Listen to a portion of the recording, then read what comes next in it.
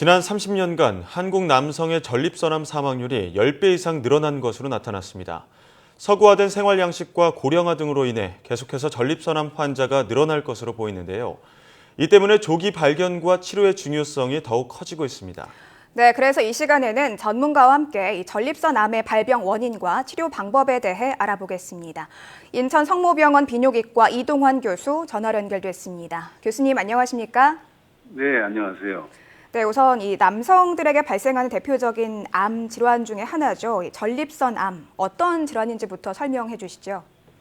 네, 용어 그대로 그 전립선에 발생하는 종양을 말합니다. 네. 그 전립선의 위치가 방광 바로 밑에 위치하고 또 그 안에 그 요도가 통과하기 때문에 소변 볼 때 좀 불편하게 느낄 수 있습니다.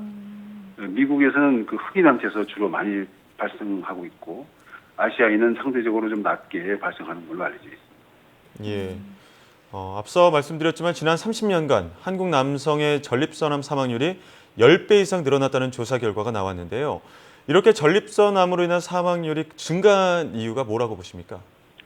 예, 전립선암은 다른 암에 비해서 비교적 진행 속도가 느리다고 알려져 있습니다. 예. 하지만 최근에는 그 노인 인구가 증가하게 되고 또 서구화된 식습관에 의해서 육류나 지방의 섭취가 늘고 또 운동 부족으로 인해서 비만해지고 이런 점들에 의해서 그 전립선암이 빠른 속도로 증가하고 있고 또 거기에 따라서 그 고위험 그 전립선암 환자가 많이 증가하고 있습니다.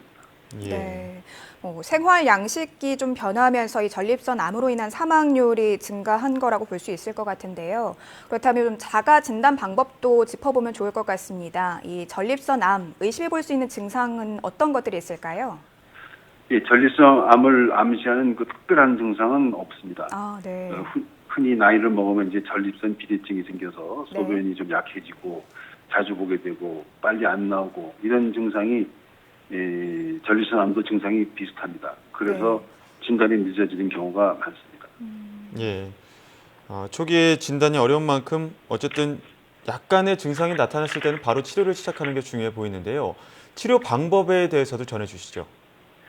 네, 전립선 내에 국한되어 있는 경우라면은 수술로서 제거하는 것이 가장 좋은 방법입니다.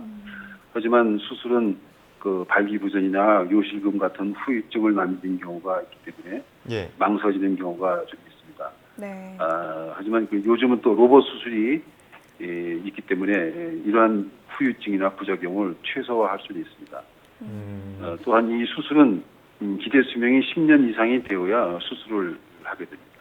네. 그 다른 방법으로는 또 방사선 치료가 있는데 이 방사선 치료는 동반 질환에 의해서 마취나 수술을 하기가 어려운 경우 선택될 수 있는데 뭐 효과도 비교적 좋은 것으로 되어 있습니다.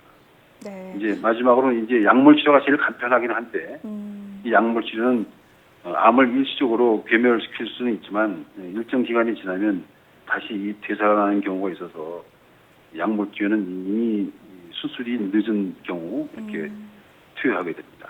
네. 수술과 방사선 치료 그리고 약물 치료 이렇게 세 가지 방법에 대해 좀 짚어봤는데요. 그렇다면 이 전립선암 조금 이 증상을 개선하는 데 도움이 되는 음식이 혹시 따로 있을까요?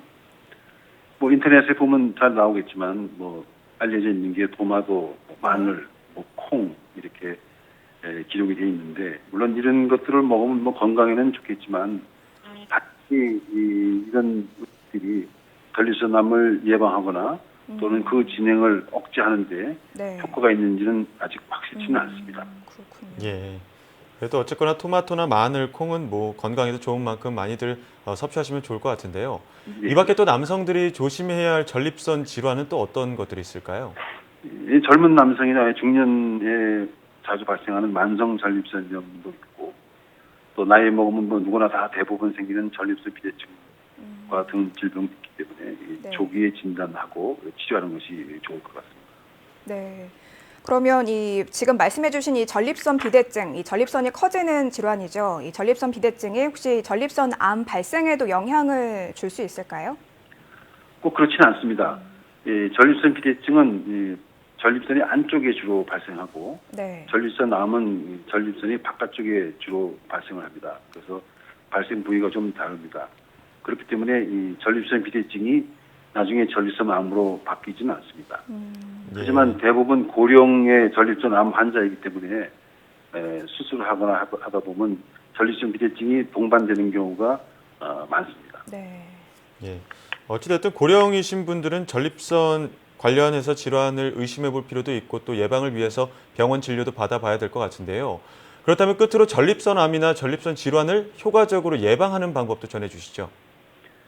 예, 전립선 암은 뭐 가족력, 뭐 유전적인 요인, 뭐 식생활 습관 등이 원인이라고 하지만 어느 거 하나 뭐 확실한 부분은 없습니다. 예. 따라서 예방이라고 할 만한 뚜렷한 방법은 없고 간단한 혈액 검사로 조기 발견이 가능하기 때문에 정기적인 그 검진이 최선의 예방책이라고 생각합니다.